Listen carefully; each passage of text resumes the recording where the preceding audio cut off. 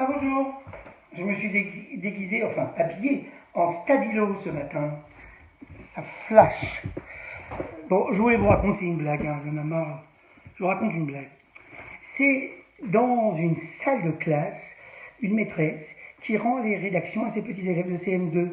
Le thème de la rédaction, c'était parler de sa maman joliment dans une aventure qui vous est arrivée et terminer toujours par la même phrase: il n'y a qu'une maman. Benoît, je te rends ta copie, elle vaut 20 sur 20, elle est merveilleuse, je la lis devant tout le monde. J'étais malade dans mon lit et je toussais. Maman est venue la nuit et m'a mis de la pommade Vicks sur ma poitrine. J'ai respiré, ça m'a dégagé les bronches.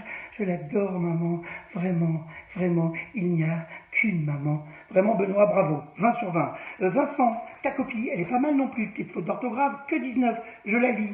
Je faisais de la trottinette dans la rue et j'allais vite et soudain, boum, je suis tombée, aïe, je me suis blessé le genou. Maman est accourue avec du mercurochrome, elle m'a fait un petit pansement, elle m'a soigné, elle a séché mes larmes, elle m'a pris dans ses bras. Comme je l'aime, ma maman, vraiment, il n'y a qu'une maman. Bravo Vincent. La copie suivante, c'est Michael Abitbol. Franchement, je préférais te la laisser lire. Tu es d'accord? Parce que franchement, j'ai pas compris, je t'ai mis 0. Hein. Tu veux la lire? Oui, je veux bien la lire, qu'est-ce qu'il y a? Lis-la. Je suis dans la rue. Je crève de faim, je sors de l'école, j'ai tellement faim, je prends le bus, j'ai faim, j'arrive à la maison, j'ouvre la porte, j'ai faim, je monte les escaliers, je cours, je tape à la porte, maman ne répond pas, elle doit téléphoner, j'ouvre la porte avec les clés, je crève de faim, je crie, maman, j'ai faim, elle est au téléphone comme d'habitude avec ses copines, je dis, maman, qu'est-ce que je peux manger, j'ai faim, mais arrête de t'énerver, va dans le frigo, tu as un petit bol avec 2 boulettes, mon fils, je cours, je fonce dans la cuisine, j'ouvre le frigo, je vois le petit bol, il n'y a qu'une boulette, et je crie, il n'y a qu'une maman. Moi, j'adore cette histoire. Et vous allez me demander qu'est-ce qui lui prend à Usan et raconte cette histoire aujourd'hui. Je vais vous expliquer. Cette histoire, elle signifie que souvent, on entend les choses, non pas de manière tordue toujours, mais exactement ce qu'on a envie d'entendre. Voilà. Il pense qu'à manger, ce garçon. Il ne comprend que sous la forme de manger. Tout ce qu'on lui dit, c'est manger. Même un message d'amour filial à sa maman, ça devient quelque chose qui parle de manger. Voilà. Il n'y a pas de vérité pour ce garçon. Il a sa vérité et il a un filtre de lecture pour tout, c'est manger.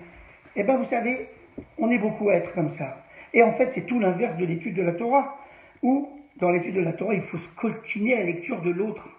Je m'explique. Les tables de la loi, elles étaient en pierre transpercées de bout en bout. Ce qui fait qu'on pouvait voir de là et de là. Et en fait, il y avait un miracle, c'était des deux côtés, lisible, même si c'était transpercé. Bon, je ne sais pas comment ça marche. Simplement, ce qui était marrant, c'est que quand on mettait les tables de la loi entre deux personnes, moi, à travers les tunnels que formaient les lettres, je voyais le visage de l'autre en train de lire. Mais lui, il me voyait. Ce qui fait que quand je lisais, je ne lisais pas noir sur blanc, mais je lisais autre sur pierre. Et lui, moi sur pierre. Vous voyez? En fait, on est obligé, pendant qu'on lit la Torah, de savoir qu'un autre lit différemment, d'un autre point de vue. Et ça, c'est très différent. C'est pareil pour les événements. C'est pareil pour les événements. Pour les uns, le virus égale Mashiach. Pour les autres, le virus égale punition. Pour les autres, le virus égale la nature qui se venge. Pour les autres, le virus, il va faire un progrès. Il va nous permettre de faire un progrès. Chacun a déjà sa vérité toute prête. Chacun a déjà sa lecture. C'est plus pratique. Parce que c'est plus rapide. Ouais, c'est plus rapide. Moi, je vous propose, et si on devenait lent? Demain, on parlera de la paracha. Réécoutez la blague. Réécoutez-la.